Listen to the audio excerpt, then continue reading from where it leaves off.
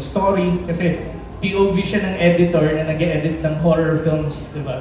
Which is yung real life experience niya editing my horror film. So may authenticity doon na medyo mahirap i-replicate. No? So yun, very thankful like kami sa Viva Films for financing something that's sophistication yung materials. And even nung script stage pa siya, yung intention for this project was to go through the festival rounds. Kaya siya nag-Udine sa Italy, Far East Film Festival, nanalo na siya ng VIPO Award sa Osaka, sa Bifan, sa Buchon. Yes, I understand. Yeah. It's more specifically lang Exactly. Yeah. no? We understand.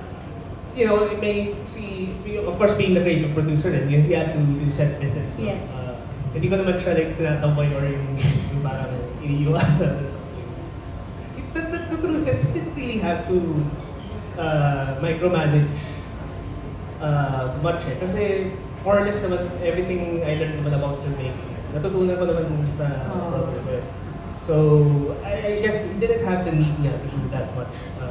Nakakatuwa kayong pakinggan dalawa with how you support each Oo nga other. eh. So, but just as a last question, this one may sound very elementary, but I just really noticed during sa trailer po, merong isang part doon na yung mukha ni Bea was so clear and the lighting was bright and so clear. And ako, that's something sometimes that I feel when I watch a horror film, di ba? Kahit yung hindi pa scary, madilim na rin.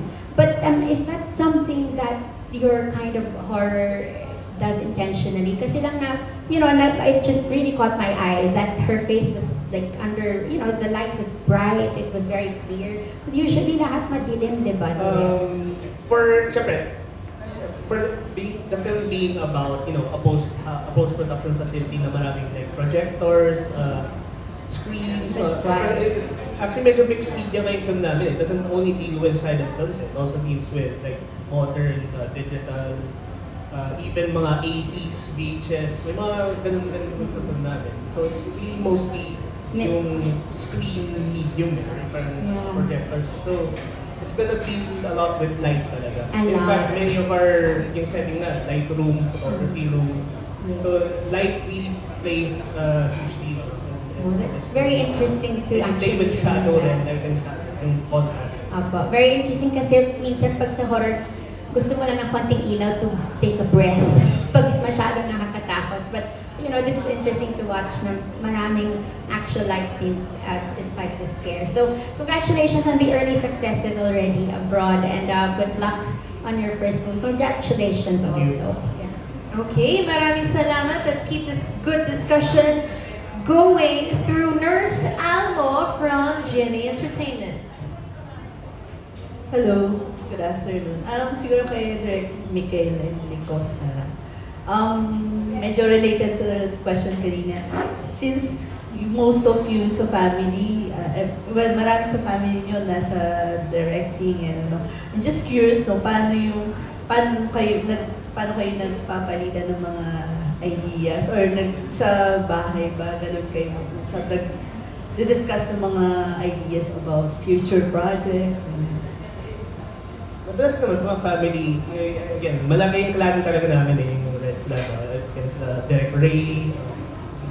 We also have in other departments when hindi lang directing. Nagiinuman kami. Crispy pata, tsaka beer. So, gusto kami about, exchange kami ng ideas. Especially, of course, with yung older generation din, yung si John Len, yung uncle namin, dad rin namin. Before, it used to be, them as adults, tas kami, kids pa lang kami, we didn't really know that much about filmmaking. Pero they were already, in a way, guiding us towards there with their stories, mga kwento nila sa film sets. And eventually, it turned into talking about future ideas, scripts, kahit yung mga very ridiculous plot lines lang in their heads, kinikwento lang. Like, kahit as a joke na minsan, pero nagiging actual, di ba, plot in the future. But yeah, eventually, si Mick himself became a director na rin, and siya na rin mismo yung either asking us na okay ba tong story na to, sometimes we pitch it to each other. Yeah, pretty much, family reunions. We're very close naman, we go out rin. I think yung unique rin sa clan namin, no, yung Red Clan, na maraming directors, production designers, even cinematographers, art directors. No? Very diverse yung taste and appreciation sa cinema as a whole. Like, di ba, we do small budget indies, we do mainstream genre. At the same time, yung dad namin nag-experimental Super 8. And meron kaming very technical rin na profession na editing, cinematography, production design. And we are also film fans. We like watching movies. We have the time, diba, to watch a lot of movies kahit medyo current and luma. So, parang walang elitism, walang parang snob sa tastes namin. Halo-halo talaga. And now, even yung newer generation Reds, mga gamer. So, in a way, parang younger sibling ng cinema yung gaming, diba? It's all of the art forms combined, like literature, photography, and acting, theater, all combined. Ngayon, may interaction pa with the player. So, mas, diba, lahat yun na discuss namin sa mga reunion, inuman. So, very, very, I think proud kami na we're really passionate and enthusiasts. No? We do it because we love doing it. No? And then medyo parang in a way naging career na rin. Pero it all starts from our sincere love of the process, the craft in all its forms. No? Even TV commercials. No? Okay, thank you. My second question is for Bea. Bea, ito pangatlong horror film mo na to within a year, no? Tapos paano ka nag-switch? Kasi meron ka rin pa-sweet na university series. So, paano ka nag-switch ng characters? Oo nga po sabi ko nga parang puro horror. Nakakatakot siguro ako, charot. Hindi, pero I'm just very grateful po. Kasi syempre, kapag binigay ang isang proyekto sa'yo, naniniwala sila at nagtitiwala sila na kaya mong gawin yung proyektong yon. So, ibig sabihin, nakikita nila ako as someone na hindi nakakulong sa isang genre. So, I'm just very grateful. Yung pong mga horror naman na nagawa ko, I think it's really very different from each other. Yung Nocturno, syempre mas probinsyana, mas sneak. Yung mga roles talagang iba po Yung sa Pasahero, it's a different kind of horror din. Parang it's all in your mind. Parang yung takot, minsan nanggagaling talaga sa sarili mo. So I think yung in terms of mga projects po na horror, magkakaiba po talaga. And nakaka-excite po. Sana kapag malay mo, next time may project ulit ang Evolve. Why not? Pero yun, yung pag-switch naman po, I think hindi naman kasi sila sabay-sabay. In fact, itong Post House, we did this right before we started Totoy Manok.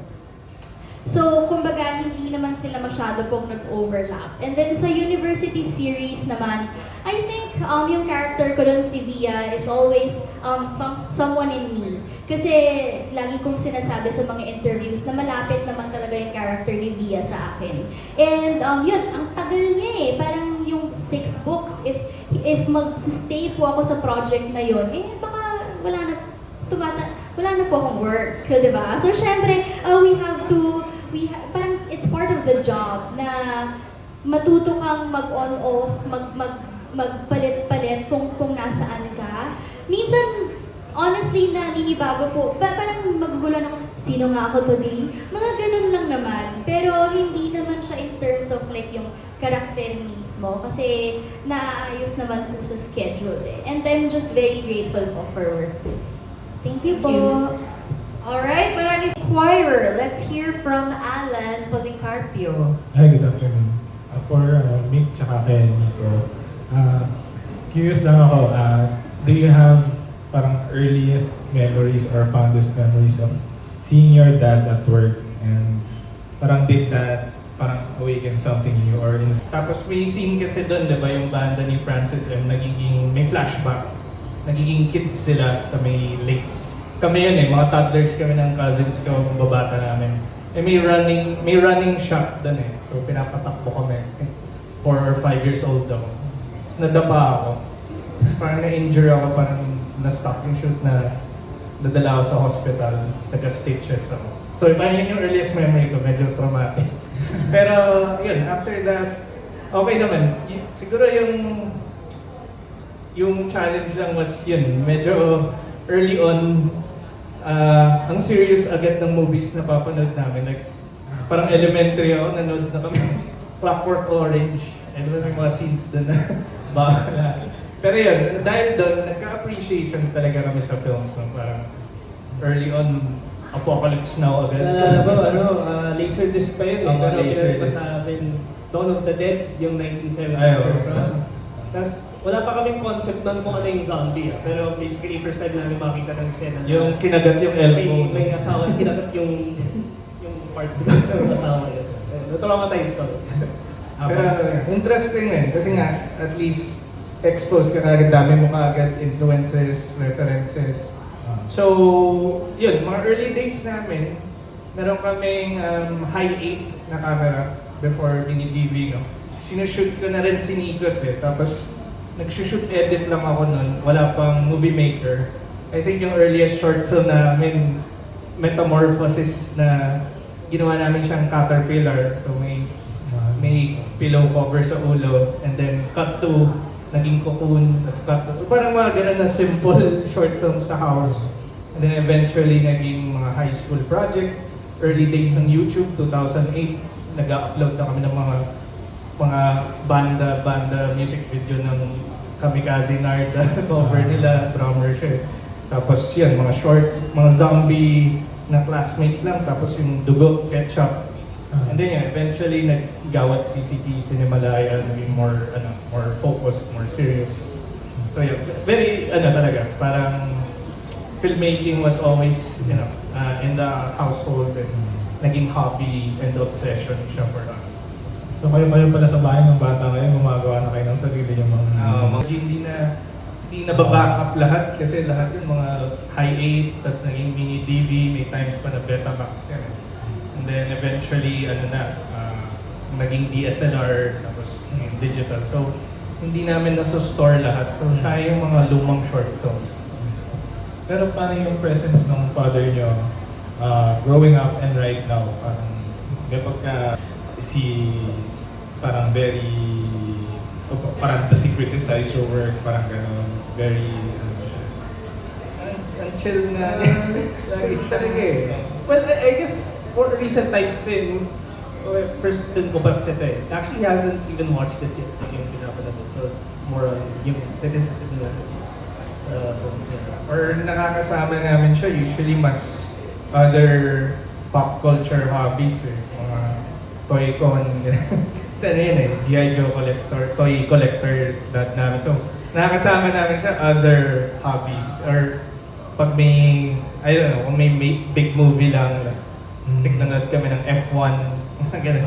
Pag pag may big movie, din namin siya nakakasama to watch. Pero rarely siya, on set, on itong whole Evolve outfit na mas kami ni Nikos. Kasi siya mas teaching na siya ngayon eh. And TV commercials talaga yung bread and butter niya.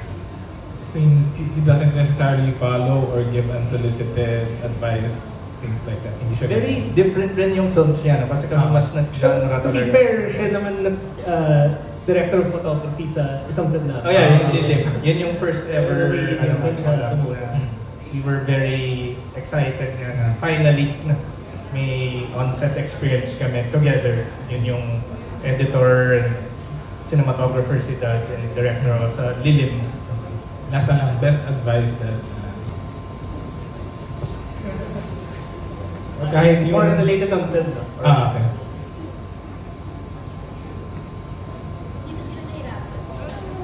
I mean, like, hindi pa niya napapanood to, pero I think he watched some of my short films before. Tapos parang, hindi pa ako editor nun, pero parang, it's more generally making things short. Di ba naman napuringan lang siya sa short films ko, or it's more about pacing talaga, or how to say as much as you can in the shortest amount of time, especially for short films. Na-apply ko rin naman yun sa filmmaking general, sa film. Alam mo siguro yung lagi naman advice and sinabi rin, from ni Dad na just be sincere, no? Know what you want to tell, know why you're doing it, and then, kung genuine ka and sincere, everything becomes easier. Parang, it won't feel like work, di ba? Kasi you're really, it's your truth, di ba? Kahit genre yan, kahit horror yan, kung mas smuggle mo nga yung ideas mo and yung story that you want to tell, it's easier kapag sincere ka. Okay, salamat. Okay, maraming salamat. Thank you to the... Ako po dito si Rhea. Ako po ang anak ni Cyril. She's very into arts. Isa siyang wannabe editor also like her father and director. Tapos, kumbaga, galing siya sa isang very film lolo and father into doing films. Pero siya, very dedicated siya and gusto niya talaga sa sarili niya na makilala siya, hindi dahil sa last name niya, hindi dahil sa pamilya niya, pero dahil sa skills at sa sarili niya. So tutulungan niya, panoorin niyo na lang po iba, baka makwento ko na yung story ha. Pero sana panoorin niyo na lang po. Pero kung ano ang similarities niya, hindi niyo po na itatanong, nag-aral din po ako ng film. Almost 10 years ago, nung college. So yun, pero hindi ko po natapos. Pero yun, kumbaga, syempre palagi natin gustong matuto. And parang ganun din si Rhea, na very eager siya, very dedicated siya. If meron siyang gustong tapusin, gagawin niya para matapos din. Yun. Ganun po kami. Ayun. Thank you po. Thank you. Did I accept the film? Syempre,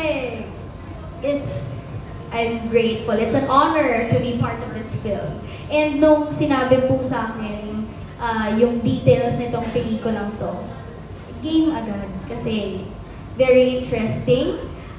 Isang malaking karangalan na mapasama dito sa, first feature film ni Direk Vicos, kasi I'm sure na it will go places.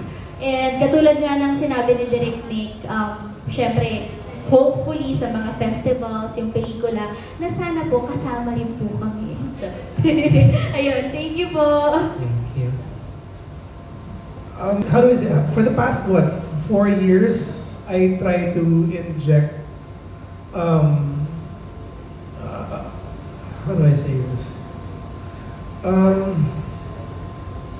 Something happened a long time ago, which basically got me into this wormhole about mental health, and other projects in the past has gotten me to realize that apparently yung kaalaman natin, or if yung katumbas na age group natin in terms of mental health awareness, the entire country as a whole is of like a grade 3 or probably a grade 3 student. At that time, ang alam ko lang is baliw at hindi baliw. And my personal experience has gotten me to open my eyes to how important this is and how much it's affecting all of us and how it has affected me. So the past 4 years, I've been trying to inject that into all of my projects. And even if it's not part of it, especially on television, kasi pagdating sa TV, it's easy to put in what you want, especially since I'm always the bad guy. And nobody really likes the bad guy. So I get to put like some input on how I want to do it, and it's usually has something to do with mental health awareness and something like that. Which is why I said yes to this film.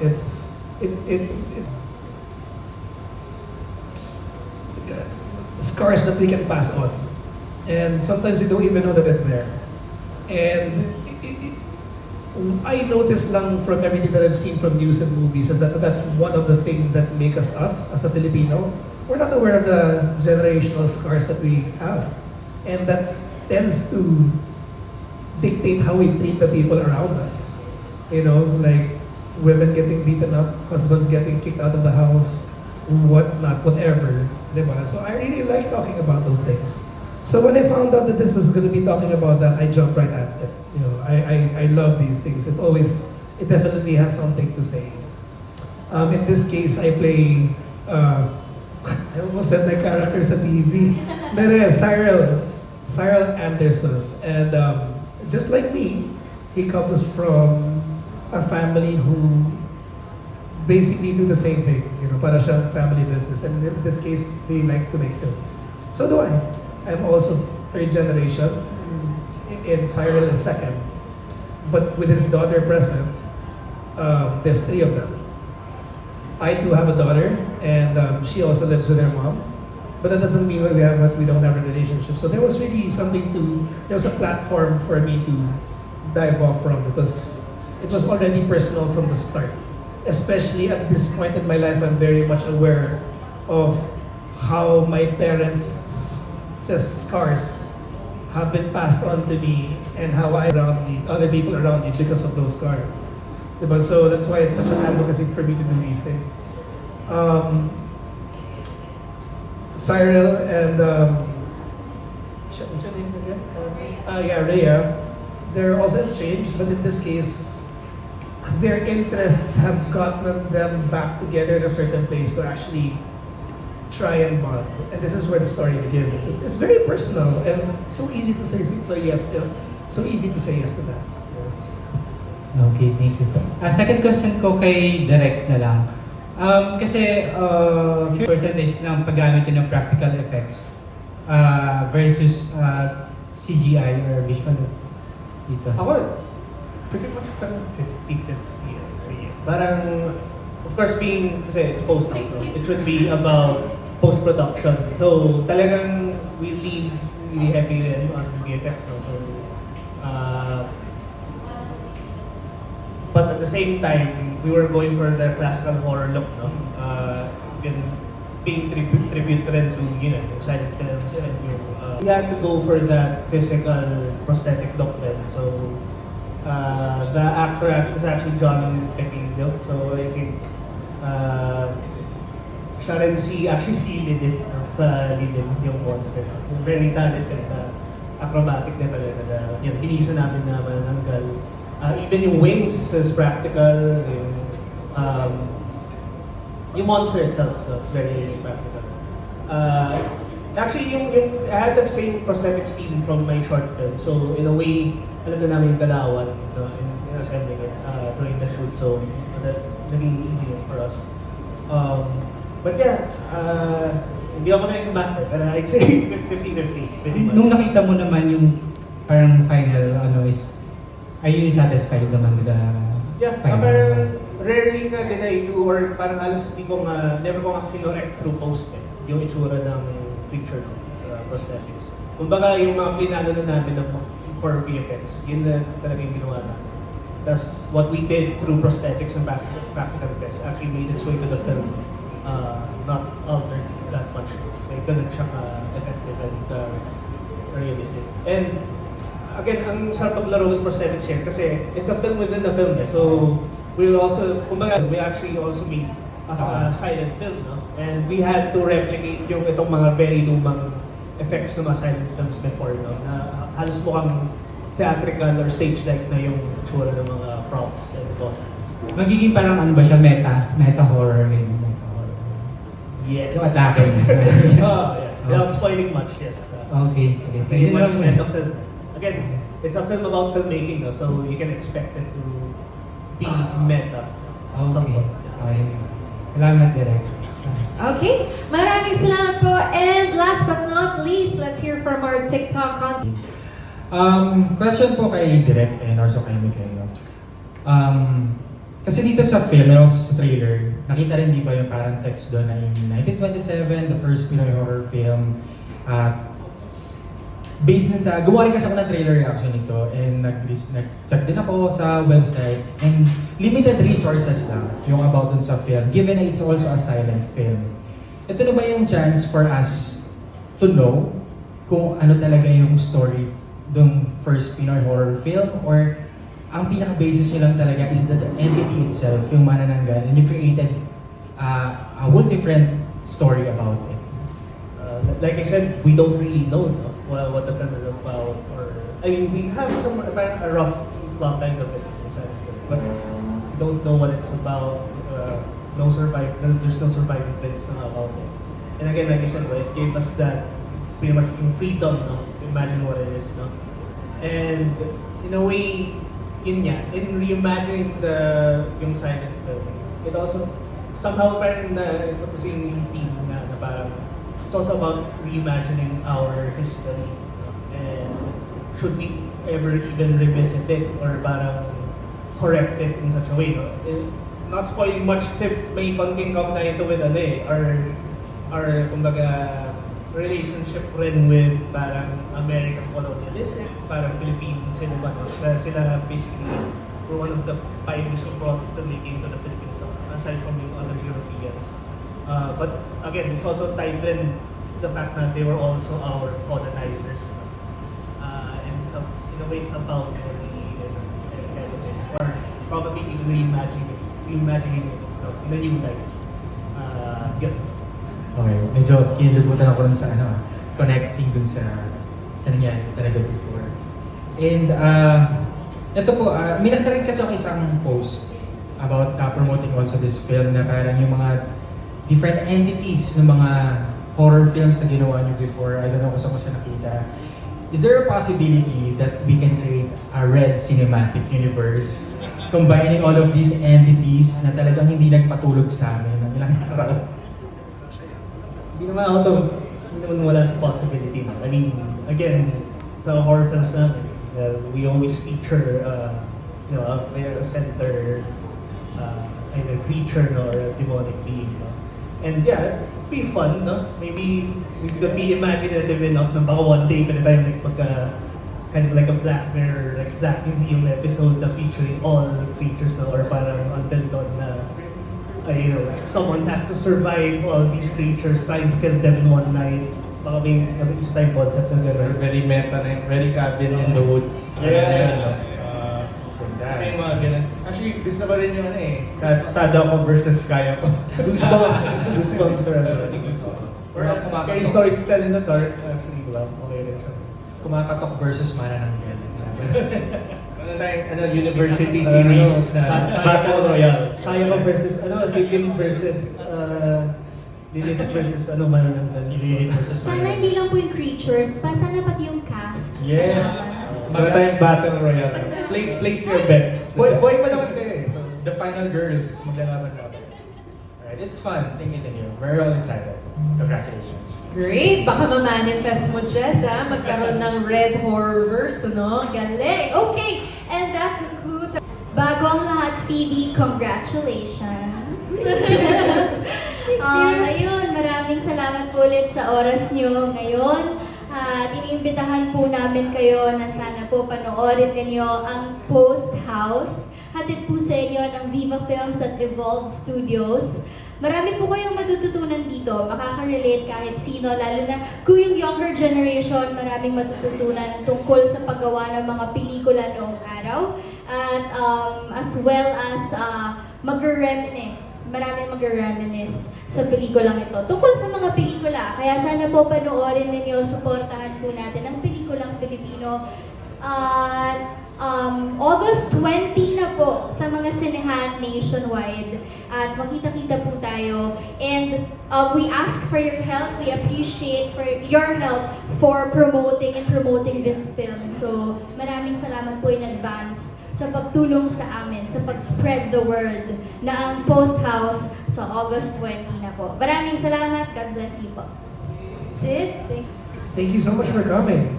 Yeah. Let's sell this thing. Let's sell the shit out of it. So on the 20th, it's coming out, and we're gonna need your help to spread the word.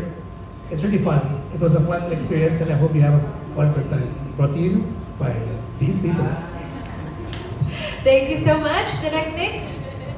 Yes, theatrical August 20 sa big screen. I think sobrang in-effort ni Nikos and his team to give you a very cinematic experience. Talagang kinukot-kot nila yung color grading, yung sound design, lalo na siya, post-person siya eh. So ang haba ng post-production nito, naka-Alexa XT pa yung camera, talagang minake sure niya na very spectacle, cinematic. So sana i-support sa big screen. I think yun rin yung best way to experience horror, yung parang shared reaction with the audience para sabay-sabay matakot, magulat, and may release of emotion every scare. So please watch it on the big screen. Help support us kasi nga very challenging gumawa ng mga ganitong movies for a local audience. Philippine cinema nga, kalaban lagi Hollywood. No? So I hope bigyan to ng chance and experience it with your friends and family. Watch it more than once kung alam niyo na kung nasan yung mga scares para makita niyo yung reaction ng mga kasama niyo. And yun, spread the word. Please continue supporting and yung mga content niyo about it. Thank you sa mga trailer reactions and all that and yung mga posts niyo about the film. So again, thank you sa Viva, Studio Viva, and from Evolve, Post Up. Alright, maraming salamat. And of course, labas na ang first film mo. Very, nakaka-proud and so excited talaga. Guys, please note kayo, almost 20. Hindi siya nakakatakot. Ganun nga nakakatakot, promise. Joke lang. Medyo nakakatakot.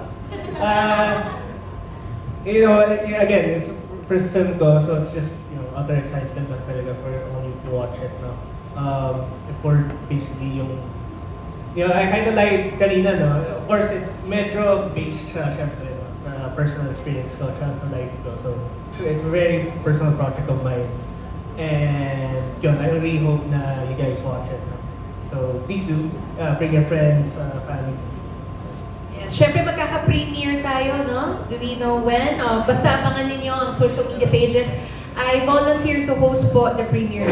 Okay, sir, maraming salamat po muli to all our friends from the media and our bloggers, vloggers, and influencers for coming. Maraming salamat po for updates on Post House, live in cinemas nationwide. Alright, please, dito naman daw po. And please do stay tuned as all together we will watch the trailer, including together with our cast and directors. So all the